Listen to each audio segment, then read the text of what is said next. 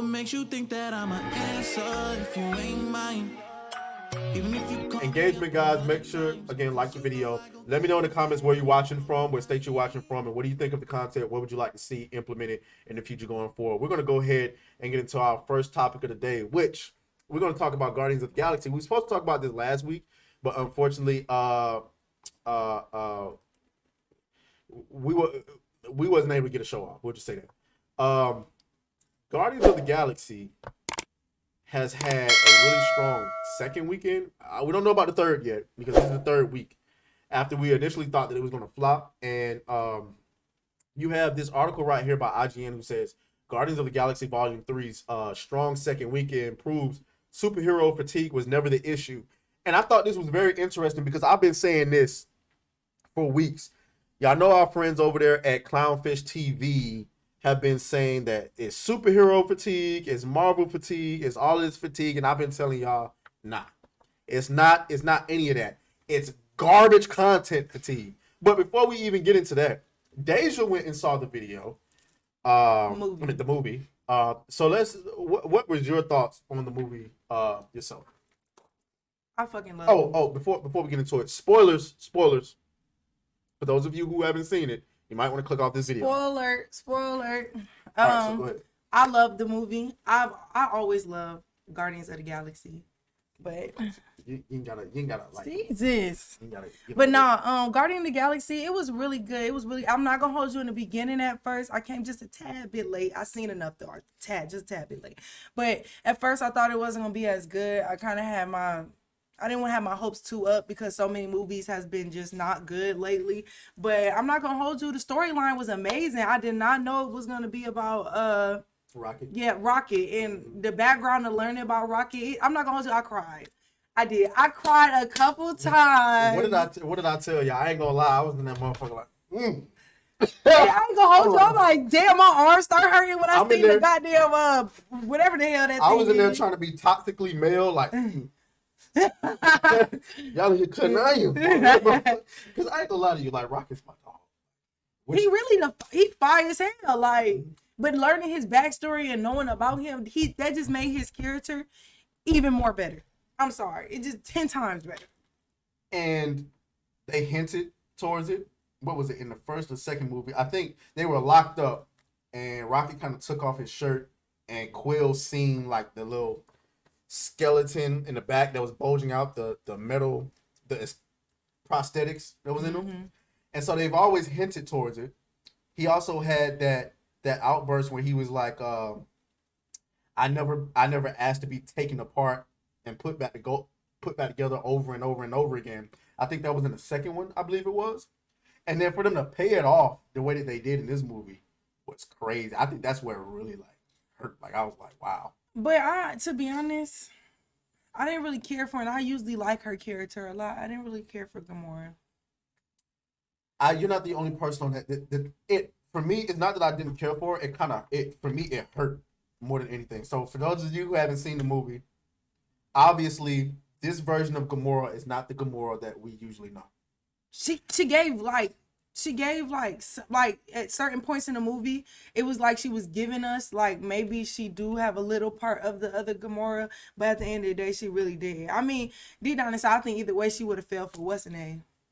No, I don't think so. She had towards the end, she was showing a little bit of like. I think she was showing. This ain't it. I think she was showing signs of she understood why the other Gamora became a part of their family. Okay. But I do not believe this version of Gamora would ever fall for Peter, and the reason why is because this version of Gamora never went through the rebellious stage against Thanos. Because our Gamora, she ended up growing a heart. This version of Gamora, she never. Really did. Yeah, she showed signs of it in Endgame when she decided to turn against Thanos, but that was through convincing from Nebula. So, and even Nebula, like this ain't my sister. This ain't the sister that I know. Right. You get what I'm saying? They cordial because they sisters. Right. But this ain't the Gamora that I know. And I definitely like Nebula a lot on this one. Nebula definitely Nebula is an extremely underrated character. Yeah. In the MCU because she's had so much growth. Remember, she was a fucking maniac when we first met her. Like she was trying to kill everybody. I wanted to beat her ass myself. She was trying to kill Gamora. She was trying to kill Thanos. Like who wasn't she trying to kill? And then like she really didn't have no heart. Yeah, well, I think she had heart. It was just with Thanos being alive, and then like the real turn for her character came in Endgame when they killed Thanos, and she was happy to see him dying, but like at the same time, it was her father, right? And he was like, what did she say? My father's a lot of things, but he's not a liar. And then he was like, perhaps I judged you too harshly, or treated you too harshly, and she started like basically tearing up. Like, bitch, this nigga tortured you.